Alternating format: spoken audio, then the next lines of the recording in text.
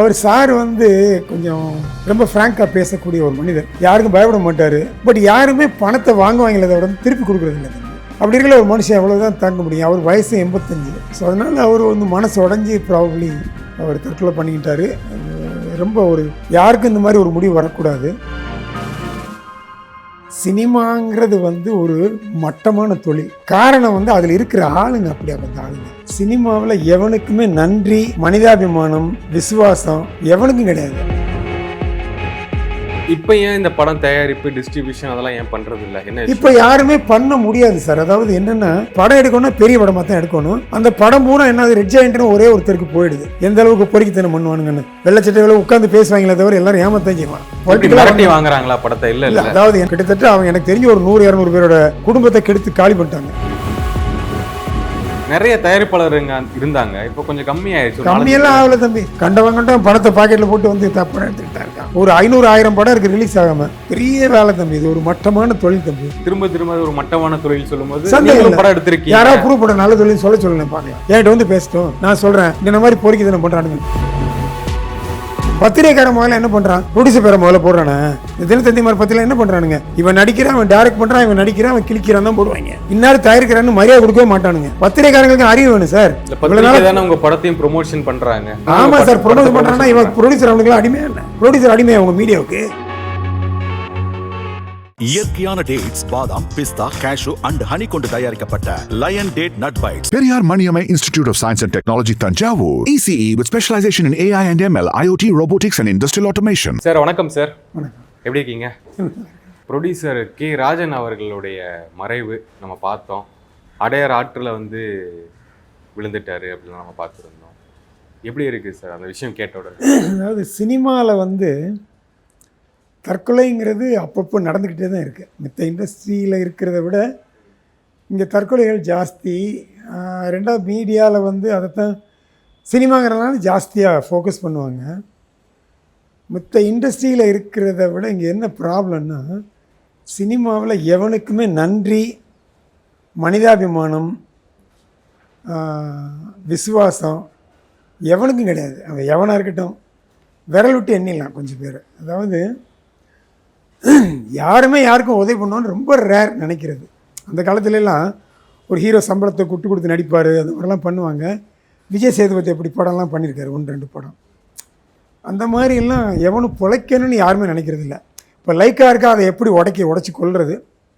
ஒரு கம்பெனியில் ஒரு 5 படம் எடுத்தானுங்களா, அவனை எப்படி சாவடிக்கிறது, பிரமிட்டா அந்த பணத்தை எப்படி எல்லாரும் உபயோகப்படுத்தி கையாண்டு அது அவனை காலி பண்ணுறது. நல்லா கரெக்டாக பண்ணுறானுங்க. யார் பண்ணுறது? எல்லோரும் சேர்ந்து பண்ணுறது தானே. அது சம்மந்தமாக சினிமாவுக்குள்ளே இருக்கிறவன் எனக்கு தெரிஞ்சு நல்லவன் ரொம்ப கம்மி சார். அவனுக்கு தில் இருந்தால் என்கிட்ட வந்து சொல்லிட்டு நெஞ்சை தட்டிக்கிட்டு நான் நல்லவன் ஒரு வயலால் சொல்ல முடியாது. அதாவது நீ வந்து உதவி பண்ண வேணாயா, அடுத்தவனை வாழை விட்டால் பரவாயில்ல. எவனையும் வாழ விடல. ஜீவியை கொண்டானுங்க, சரி எவன் கொண்டான்றதை நான் எல்லாம் சொல்லிட்டேன், எவனால் செத்தாருன்னு. இன்றைக்கி வர போலீஸில் ஆக்ஷன் எடுத்தாங்களா? ஸோ யாருமே வந்து எல்லாருமே வந்து என்ன வேணாலும் பண்ணலாம், எப்படி வேணாலும் இருக்கலாங்கிற வரைக்கும் தற்கொலை போய்கிட்டு தான் இருக்கும். எல்லாருக்கும் கஷ்டம் இருக்கும், வாழ்க்கையில் அப்ஸ் அண்ட் டவுன்ஸ் இருக்கும். அவர் சார் வந்து கொஞ்சம் ரொம்ப ஃப்ராங்காக பேசக்கூடிய ஒரு மனிதர், நல்ல ஒரு ஆக்சுவலாக யாருக்கும் பயப்பட மாட்டார். அவர் வந்து ஐஸ்வரி கணேஷோட தாய் மாமன். ஸோ ஐஸ்வரி கணேஷ் வந்து அவருக்கு ஹெல்ப் பண்ணியிருக்காரு பணத்தால். சொல்லியிருக்காரு, மாமா நீங்கள் ஒர்க் பண்ணாதீங்கன்னா. அவர் அதையும் கேட்கல. இவர் பணத்தால் சேர்த்தார நம்மளுக்கு தெரியாது, பாவம் நல்ல மனுஷன். அவங்க குடும்பத்தில் ஏதோ ரிக்வெஸ்ட் பண்ணுறாங்க, அப்பா பற்றி ரொம்ப தவறாக சொல்ல. அப்படிலாம் அவர் ஆக்சுவலாக தப்பான ஆளே கிடையாது, அவர் சாக வேண்டிய ஆள் கிடையாது. அவர் இருந்திருந்தாருன்னா ஐஸ்வரி கணேஷே ஹெல்ப் பண்ணுவார். அவர்கிட்ட என்னென்ன தம்பி, பணம் வாங்கினவன் எவனுமே அவருக்கு பணம் திருப்பி தரல. எனக்கு கூட நிறைய பேர் திருப்பி தரல. அவன் நான் தற்கொலை விடுற அளவுக்கு முட்டாள் கிடையாது. பட் யாருமே பணத்தை வாங்குவாங்களே விட திருப்பி கொடுக்குறதில்ல தம்பி. அப்படி இருக்கிற ஒரு மனுஷன் எவ்வளோதான் தாங்க முடியும். அவர் வயசு 85. ஸோ அதனால் அவர் வந்து மனசு உடஞ்சி ப்ராபப்ளி அவர் தற்கொலை பண்ணிக்கிட்டார். ரொம்ப ஒரு சங்கட்டமான ஒரு நியூஸு. யாருக்கும் இந்த மாதிரி ஒரு முடிவு வரக்கூடாது. யாரும் தற்கொலை பண்ணிக்கூடாது தம்பி. வாழ்க்கைங்கிறது ஃபைட் பண்ணுறது தானே. நான் அடிக்கடி சொல்லுவேன், எனக்கெல்லாம் இருக்கிற பிரச்சனைக்கு நான் டெய்லி தற்கொலை பண்ணிக்கணும். அப்படிலாம் பண்ணிக்க முடியுமா என்ன? வாழ்க்கைன்னா பிரச்சனை இருக்கும். பிரச்சனை எப்படி, how do we handle the situation, how do we come out that, அப்படி தான் பார்க்கணுமே தவிர. ஸோ இளைஞர்கள் நான் சொல்கிறது என்னன்னா, நான் பெரிய ஞானி இல்லை, அரிஸ்டாட்டில் கிடையாது. என்னை பொறுத்தவரை எல்லாம் தன்னம்பிக்கையோடு இருங்கப்பா. எவ்வளோ தான் பிரச்சனை வந்தாலும் எல்லா பிரச்சனைக்கும் ஒரு முடிவு இருக்குது. ஸோ அதை நோக்கி நீ ட்ராவல் பண்ணிங்கன்னா, அதாவது பிரச்சனை should not take an upper hand. நீ வந்து தன்னம்பிக்கையோட போராட்டம் நடத்தி தான் ஜெயிக்கணும் அப்படிங்கிறது தெரியும். இப்போது கருப்பு திரைப்படம் வந்து இருக்குது, போன வாரம் ரிலீஸ் ஆகிருக்கு, ஓடிட்டு இருக்கு, நல்லா ஓடிட்டு இருக்கு. அந்த படமும் ஒரு கடன் பிரச்சனையால தான் ஒரு நாள் வராமல் அடுத்த நாள் வருது. அந்த இடத்துல வந்து தேட்டர் உரிமையாளர்கள், விநியோகஸ்தர்கள், ரசிகர்கள் எல்லாரும் ஏமாற்ற அடைகிறாங்களே ஒரு நாள். சினிமாங்கிறது வந்து ஒரு மட்டமான தொழில், மோசமான தொழில். காரணம் வந்து அதில் இருக்கிற ஆளுங்க அப்படியா கொஞ்சம் ஆளுங்க யாருமே வந்து, அதாவது நம்ம வந்து ஃபைனான்சியரை வந்து எப்படி தப்பு சொல்ல முடியும்? அவர் நம்பி கடன் கொடுக்குறாரு, அவருக்கு வட்டி நீ கட்டணும். வட்டியை வேணால் குறைக்க சொல்லலாம். ஸோ அதனால் நீங்கள் அவரை குறை சொல்ல முடியாது. ஆனால் சில பேர் என்ன பண்ணுறாங்கன்னா, அதாவது கொலை பண்ணவும் தயாராக இருக்காங்க, அடுத்தவன் செத்தாலும் கவலைன்னு இருக்காங்க. அந்த எண்ணங்கள் மாறணுங்கிறதான் என்னுடைய வேண்டுகோள். நீ ஒன்று சினிமாவுக்கு ஃபைனான்ஸ் பண்ணாத, அதெல்லாம் பொறுக்கி பயில நடத்துகிற வியாபாரம். ஃபைனான்ஸே பண்ணாதுன்றேன் நான். ஏன் ஃபைனான்ஸ் பண்ணுற, ஏன் மாட்டிக்கிற, ஏன் அவனை சாவடிக்கிற? நீ அதை விட மனுஷன் அவன் இருக்கிற பணத்தை வச்சு மனுஷனா, அதுக்காக நீ தொழில் பண்ணாதே நான் சொல்லலை சார். எல்லோரும் சுயநலம் தான். யார் சுயநலம் இல்லை? ஹீரோ யாரும் சுயநலம் இல்லாமல் இருக்காங்களா? எல்லோரும் சுயநலம் தான். நானும் சுயநலம் தான். ஆனால் இப்போ ட்ரா எ லைன் சம்மர். இந்த அளவுக்கு நம்ம சுயநலமாக இருக்கலாம். நம்மளால் ஒருத்தன் சாக போகிறான்னா அவனை சாகடிக்க வேண்டாம்.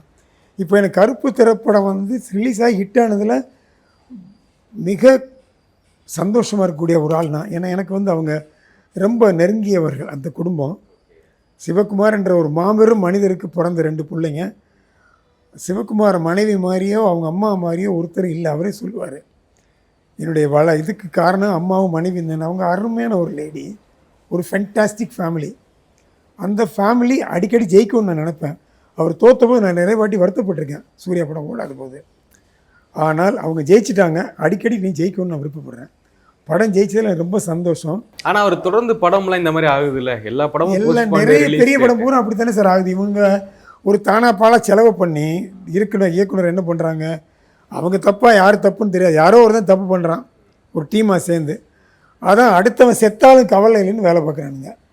சரி, படத்தை வந்து நீ பெரிய படமாக்கணுங்கிறது ரொம்ப கரெக்டான, அதுக்கு தான் நம்ம வேலை பார்க்குறோம். பட் கொஞ்சம் கொஞ்சம் அதில் வந்து ஹியூமன்னஸ் இருக்கும்னு நான் சொல்கிறேன். மனிதர்கள் வாழணும், படம் ஜெயிக்கணுங்கிறது ஒரு பக்கம். எல்லா மனுஷனும் வந்து அட்லீஸ்ட் அவன் சம்பாதிச்சிடலாம் கூட பரவாயில்ல, வாழ்க்கை அவருக்கு போயிடக்கூடாது. அவன் ஏதாவது நல்ல வாழ்க்கை வாழ்ந்துரும்னு பார்க்கணும். சார், இப்போ எத்தனை ப்ரொடியூசர் வாழ்கிறாங்கன்னு உங்களுக்கு தெரியுமா உங்களுக்கு? தெரியாது. யாரும் வாழ்கிறது இல்லையே. பெரிய பெரிய கம்பெனிலாம் மூட்டு போயிட்டான். காரணம் என்ன? நீ தயாரிப்பாளரை வந்தியன்னா உன்னைத்தான் அவமதிப்பானுங்க, போட்டு மிதிப்பானுங்க, படத்தை பிளாக் என்னென்னமோ பண்ணுவானுங்க. அவனுங்க என்ன வேணாலும் பண்ணலாம், டெக்னீஷியன் என்ன வேணாலும் நினச்சதை பண்ணலாம். ஒரு சாதாரண லைட் மேனோ ப்ரொடக்ஷன் பாயோ ப்ரொடக்ஷன் நிறுத்தலாம். ஆனால் அவரால் படத்தை ரீஸ்டார்ட் ஸ்டார்ட் பண்ணவும் முடியாது. அதை யாரும் உணர்றது கிடையாது. அதுக்கு இவங்க பேர்லேயே தப்பு இருக்கலாம், சில ப்ரொடியூசர் பணம் கொடுக்காமல் இருந்திருக்கலாம், எனக்கு தெரியாது.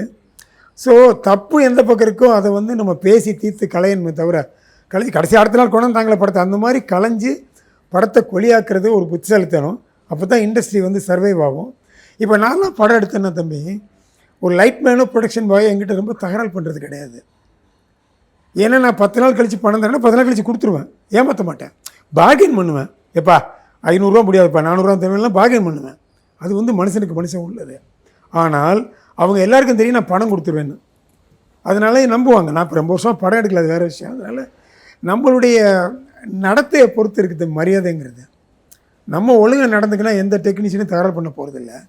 நான் அடிக்கடி சொல்கிறது வந்து, ஒரு ஹீரோவை நீ புக் பண்ணிட்டேன்னா அவனோட போய் மல்லுக்கு நிற்கக்கூடாது. அவரோட ட்ராவல் பண்ணி படத்தை முடிக்கிறதுக்கு தான் வழியை பார்க்கணுமே தவிர, என்கிட்ட இவர் அதை பண்ணார் நம்ம கம்ப்ளைண்ட் வேணால் பண்ணலாம் அவங்க மீடியாவில். பட் என்ன இருந்தாலும் உன் வேலை நீ தானே பார்த்தாகணும். தீதும் நன்றும் பிறதர வாரா. அப்படி அட்ஜஸ்ட் பண்ணி தான் நான்லாம் படம் எடுத்தோம், அட்ஜஸ்ட் பண்ணி தான் படம் எடுத்தேன். எனக்கெல்லாம் பிரச்சனைகள் பண்ணாத ஹீரோவாக இருந்தாங்க. கமல் சார் பிரச்சனை பண்ணலை, பட் மித்தவங்களாம் எனக்கு பிரச்சனை பண்ணலாம் சொல்லியிருக்கேன் நிறைய இன்டர்வியூவில். மறுபடியும் சொன்னால் அறுக்கும் கழுத்தை போர் அடிக்கும். அதனால் எல்லா பிரச்சனை பண்ணுவாங்க தான். நம்ம தான் அவங்கள how do we handle them. Plus அவங்களோட ஒத்து வாழ்ந்து, இது கல்யாணம் மாதிரி தான் தம்பி. ஒரு படங்கிறது கல்யாணமாவது ஒரு பொண்டாட்டி 2 பிள்ளைங்க இல்லை 4 சொந்தக்காரன். சினிமா 150 பேர்கிட்ட நீ வந்து மல்லு கட்டணும். மாபெரும் வேலை அது. எவன் வேணாலும் எப்போலாம் தகராறு பண்ணுவான். டிரைவர் தகராறு பண்ணுவான், இல்லாத இப்போ இதெல்லாம் பேசுவானுங்க. அவன் முதலாளி பற்றி யோசிக்கலாம் மாட்டானுங்க எவனும், தன்னை பற்றி மட்டும்தான் யோசிப்பான். அது அவனுடைய குணம், அதெல்லாம் மாறாதனும் மாற்றலாம் பேசி. ஆனால் நான் தான் சொல்லுவேன், எனக்கு வேலை பார்க்குறவன் ஏன் சொல்கிறத கேட்பானுங்க. பிகாஸ் நான் ரொம்ப இறங்கி வந்து அவன்கிட்ட அவங்க பிரச்சனையும் பார்ப்பேன். எப்போ என் பேரில் தப்பு இருந்தால் மன்னிச்சிக்கப்பான்னு சொல்லுவேன். எனக்கு ஒன்றும் மன்னிப்பு கேட்குறதுலாம் ஒன்றும் பயம்லாம் கிடையாது. I will be very frank and straight. எப்போ தப்பு என் மேலே தான் மன்னிச்சிக்க, ஆகிற வேலையை பார்ப்போம்டுவேன். அவ்வளோதானே, வேலை முடிஞ்சு. இப்போ ஏன் இந்த படம் தயாரிப்பு டிஸ்ட்ரிபியூஷன் அதெல்லாம் ஏன் பண்ணுறது இல்லை? என்ன இப்போ யாருமே பண்ண முடியாது சார். அதாவது என்னென்னா ப்ரொடக்ஷனே வந்து பயங்கரமாக எக்ஸ்பேண்ட் ஆகி போச்சு. இப்போ நீங்கள் வந்து இப்போ நான் வந்து கமல் சாரை வச்சு படம் எடுக்கணும், என் கையில் அட்லீஸ்ட் ஸ்டார்ட் பண்ணுறதுக்கே ஒரு 50 கோடி ரூபா வேணும். நான் போய் 50 கோடியை கடன் வாங்கலாம் எனக்கு இஷ்டம் கிடையாது. 10 படம் எடுத்துகிட்டு நான் கடன் வாங்கினது கிடையாது இது வரைக்கும். கொஞ்சம் ஏதாவது பேங்க்கில் அங்கங்கே எடுத்துகிட்டு தவிர கடன் வாங்கி நான் படத்தை ரிலீஸ் பண்ணலை, எதுவும் பண்ணலை. படம் ஓடிச்சா இல்லையா அது பெரிய கொஸ்டின். லாபம் சம்பாரிச்சினா இல்லை பெரிய கொஸ்டின். நஷ்டப்பட்டேன், பட் அதுக்காக நான் அழிஞ்சு போகலையே. ஏன்னா என்னுடைய எண்ணங்கள் கரெக்டாக இருக்குது. ஸோ அதனால் இப்போ படம் எடுக்கணும்னா பெரிய படமாக தான் எடுக்கணும். அந்த படம் பூரா என்ன ரெட் ஜாயிண்ட்னு ஒரே ஒருத்தருக்கு போயிடுது. அவங்க பேர்லேயும் நம்ம தப்புன்னு சொல்லலாம், தப்பு எல்லாமே எவ்ரி காயின் ஹஸ் 2 sides. அவங்க சொல்கிற வேலையை தான் தேட்டருக்காரன்னு பார்க்குறான். இல்லைன்னா தேட்டருக்காரனுங்க எல்லாம் உங்களுக்கு தெரியுமில்ல எந்த அளவுக்கு பொறுக்கித்தனம் பண்ணுவானுங்கன்னு. வெள்ளச்சட்டைகளை உட்காந்து பேசுவாங்களே தவிர எல்லோரும் ஏமாத்தான் செய்வான்.